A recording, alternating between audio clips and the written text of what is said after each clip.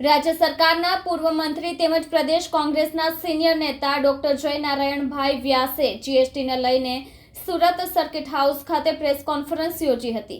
રાજ્ય સરકારના પૂર્વ મંત્રી તેમજ પ્રદેશ કોંગ્રેસના સિનિયર નેતા ડોક્ટર જય નારાયણભાઈ વ્યાસ આજે સુરતની મુલાકાતે આવ્યા હતા। તેમને આ મુલાકાત દરમિયાન પત્રકાર પરિષદ યોજી હતી। આ પત્રકાર પરિષદ સુરત સર્કિટ હાઉસ ખાતે યોજાઈ હતી।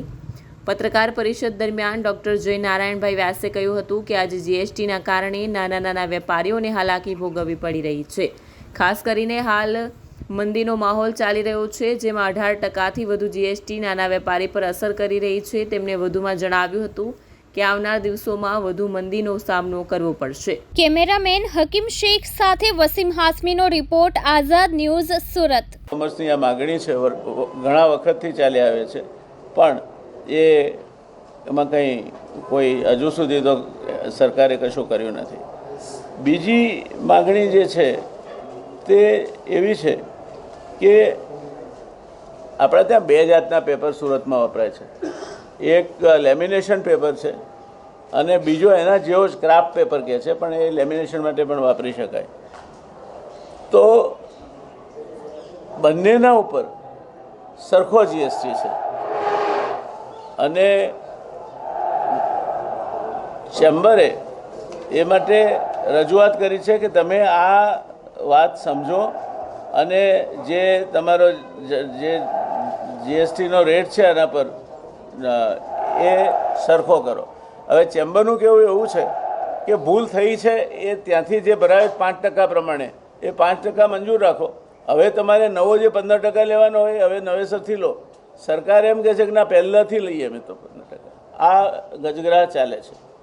ત્રીજો મુદ્દો સરકાર પાસે જીએસટીનું ચેમ્બરે રજૂ કરેલો પેન્ડિંગ છે, એ જરીને લગતો છે। જરીની જે ફિનિશ પ્રોડક્ટ છે એના પર 5% જીએસટી છે, પણ જરીના માટેના જે કાચો માલ આયાત થાય છે એના પર 12% જીએસટી છે। હવે સેટ ઓફ કઈ રીતે મળે? તમે જ્યારે જીએસટીનો દર વધારે હોય અને એના કરતાં વધારે ફિનિશ ગુડ ઉપર જીએસટીનો દર હોય ત્યારે એમાંથી બાદબાકી મળે। આ તો ફિનિશ ગુડ્સ ઉપર ઓછો છે અને પેલા પર વધારે છે, એટલે એના પર ચેમ્બરની માગણી છે કે સરકારે રેશનલાઇઝેશન કરવું જોઈએ। ભારત સરકાર સંમત છે। સમહાવ ગવર્મેન્ટ ઓફ ગુજરાતમાં કંઈ 18 કરોડ રૂપિયાનો એમને ખોટ જાય છે, માટે થઈને આ વાત સંમત થતી નથી અને સુરતના ઉદ્યોગને એના કારણે જે ઘણા વખતથી એની માગણી છે એ માગણી અધૂરી રહે છે। એટલે આ મુદ્દે પણ સુરત ચેમ્બર ઓફ કોમર્સની જે માગણી છે તે માગણી યોગ્ય છે અને એ ગુજરાત સરકારે માન્ય રાખવી જોઈએ। મહત્ત્વના મુદ્દા મેં તમારી સામે મૂક્યા છે। મેં જે નોંધ બનાવી છે તમને બધાને આ બધા જ કાગળ મળ્યા હશે, તમને બધાને આપ્યા છે ને? નહીં હોય તો તમને જેને નહીં મળ્યા હોય તેને આપી દેશે તમને। હા, તમને પીડીએફ મળી જશે।